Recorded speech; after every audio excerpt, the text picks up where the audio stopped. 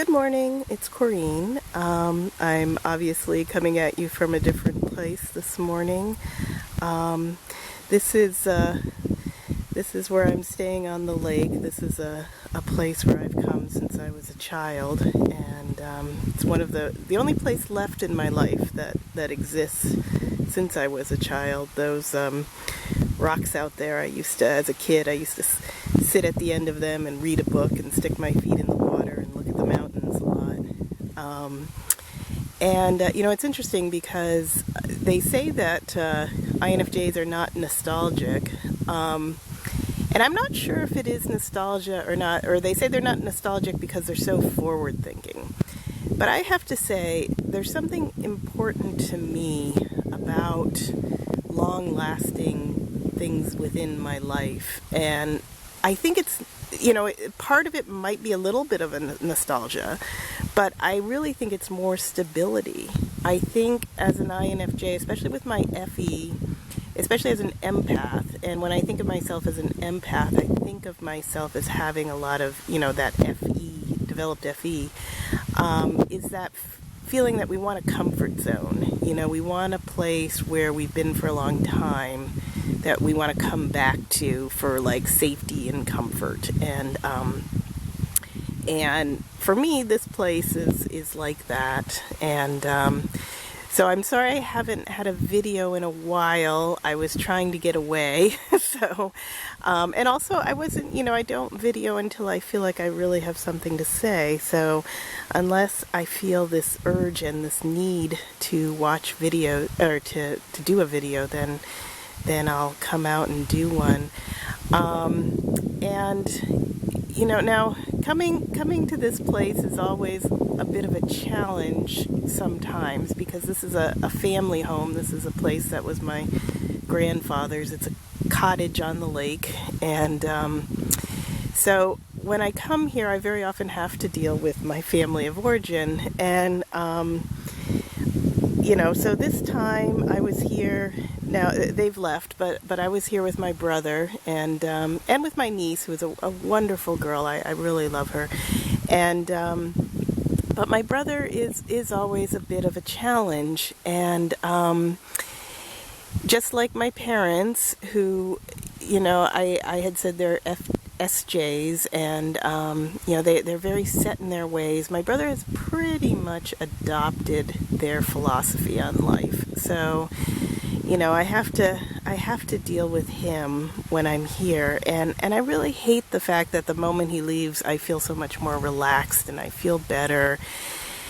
And the difficult thing is nobody triggers my inner child sadness and anger like being with my family of origin. And I've been trying to figure out my brother for a long time. We have the same parents. He also has difficulty with my parents in different sort of ways. He has, adopted their philosophy. So he believes that, emotions aren't important. You need to use whatever talents you have to make the most money possible. And if you're not doing it, then you're, wasting your time. And this weird belief that somehow money buys happiness, yet my family of origin doesn't seem happy. They do well financially. They have money in the bank. But when you ask them, are you happy? They say, I have money in the bank. They don't say, yes, I'm happy. I love my life. They say, I have money in the bank. And I really scratch my head with that, because as a feeler, as a person where happiness means having good, stable, happy emotions, it's just such a strange thing, because my relationship with money is, I get a little stressed out if I, don't have very much. Like if I don't have enough for my basic needs, I get a little stressed out. I will agree to that.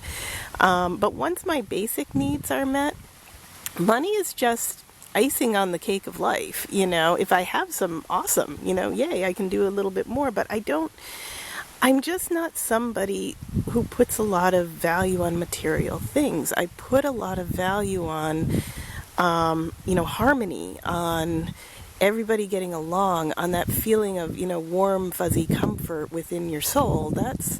that's where I feel like happiness lies, not in your bank account. And it's hard because being in this family, and the family I chose, my husband and my kids, they're fine. I don't spend a whole lot of time sadly thinking about them because they don't give me trouble. I feel like I spend an unnecessary amount of time thinking about my family of origin, thinking about my parents and my brother, even though I am, 47 years old. I'm so beyond living with them, yet they take up so much of my thinking space because my inner child, when I'm around them, gets so upset.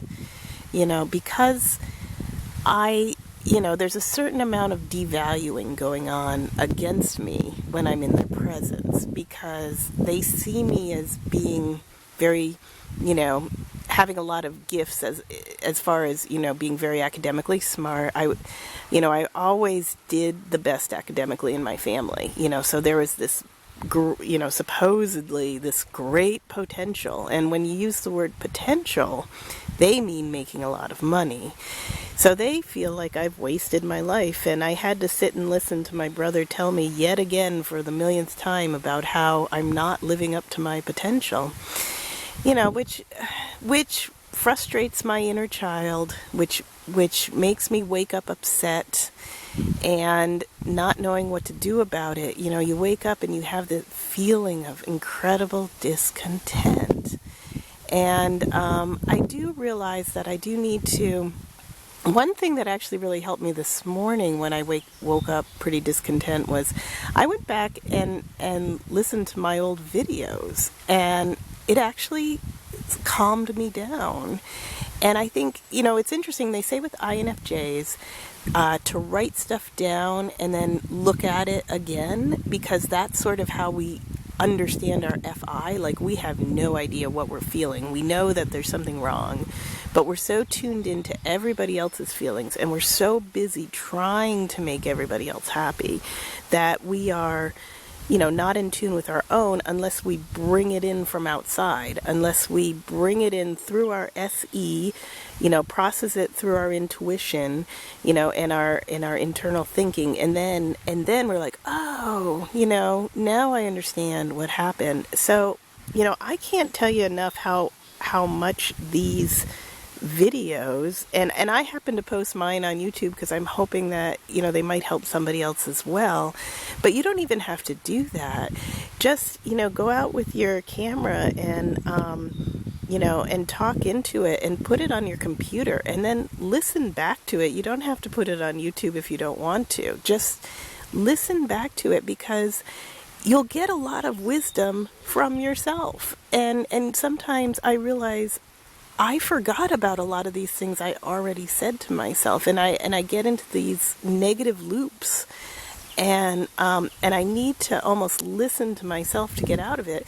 And it's not just myself. I mean, obviously, I go through all sorts of other people's videos because I need, to get that aha moment. I need to get to that moment where I see, oh, okay, that makes sense.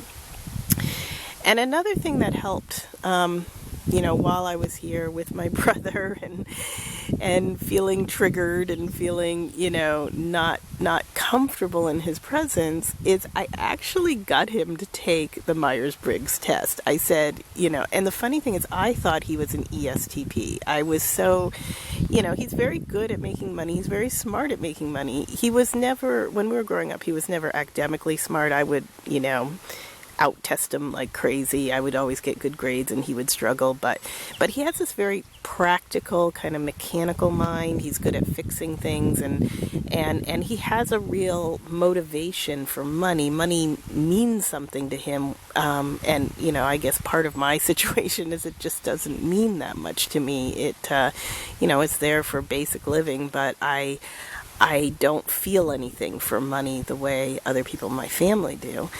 So I actually got him to take the Myers-Briggs, and I had written down ESTP as what I thought he would be, and he finished it, and surprisingly he was INTJ, which really kind of shocked me. Now his introverted, though, was only 3%, because I was always sure he was extroverted. He was always more social, or, more willing to be around other people than I ever was.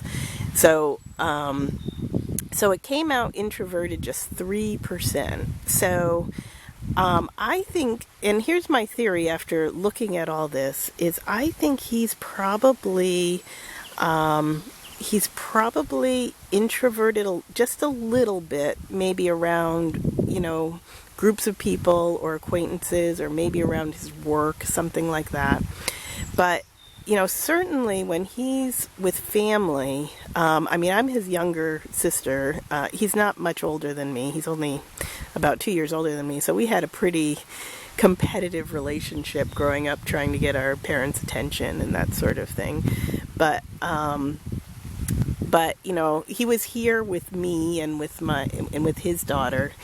And so when he's in that situation, and since he's only 3% introverted, I figure he is really more ENTJ, around his family, because he really does feel like the dictator. I mean, that's kind of, and as an INFJ, being around the, ENTJ, being around the dictator, it really is hard, because, certainly growing up with my family and living with my family, I have a lot of that internal critic that I'm trying to get rid of on a regular basis. The problem is, and, I'm trying to be positive and get rid of the critic. But when I'm with my family, with my, dictator brother and my inspector father and my manager mother, they're always there to slam me down. I mean, it's sad. It's the reality of this situation. And, with my brother, just the first, within 5 minutes of saying hello to him, I hadn't seen him in 10 months, but within 5 minutes of saying hello to him, he gives me a lecture on how we're missing a top sheet to one of the beds in the cottage. And I'm like, and with me and my husband, all of our sheets are kind of mismatched. We don't care, it's just that's such a minor thing to us. We're very laid back people. We leave dishes in the sink and we take care of them later. With my brother, one top sheet is missing and it's like a crisis, and, it's not perfect. Oh my God. And, with my brother, I have to be very careful. I can't leave one dish in the sink, because if I leave one dish in the sink and don't wash it right away, then, I'm somehow a bad person. And, so being in his presence is a really difficult thing. And the thing with my family is, I value emotions more than anything else. I feel emotions more than anything else, in the sense I feel other people's emotions and I want to make them happy. And I realize that what I really, really want to do is I want to make my family of origin happy. My brother has all this money. He went into the military and then he works for a corporation. He chose a profession just because it made money, and that's what he's doing. And, he says he's happy about it, yet as an INFJ and having the FE, he seems like he's always dissatisfied. He's, even the smallest, silliest little things will bother him. I think our cottage is cute. It's from the 1930s. It's with my grandfather's. I see it as a cute little cottage. I love it. And, he sees it as dumpy. He wants to get rid of it and build a nice, a brand new place. And it's so funny how sometimes I wonder, how are we related? Apparently we are, because I did the DNA test through Ancestry.com. So I figured out I am actually related to both my parents, so I must be related to my brother as well. Because, you do wonder, how can we be related? But anyway, what I've decided I'm going to think about with this relationship is with my parents, with my brother. I'm an INFJ. I am, the counselor, the healer, the protector in this part of who I am. Yet I'm within this tribe, within this family of the dictator and the inspector and the manager. And I need to somehow see a positive side of this. I need to get a positive flip into this. And the only thing I can really say is, if something is going to challenge my love, if something is really going to push me to my limit to see the positive side of everything, it's going to be my family of origin. And so I have to see them as positive.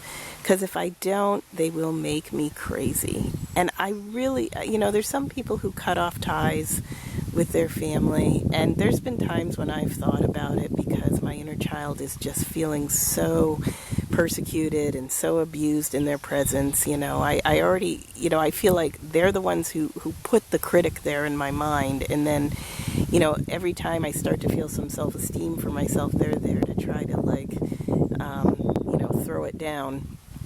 But what I need to do is feel thankful for it. Feel thankful. Say, thank you for putting these challenging people in my life, because it challenges my ability to love. And if I can get beyond this, if I can, take this abuse but still love them back, then it's okay, And I'm not saying you should take the abuse. Please don't. If you need to cut off ties with your family, if it's so abusive, you got to do it. I'm just still working on that challenge of not having to do that.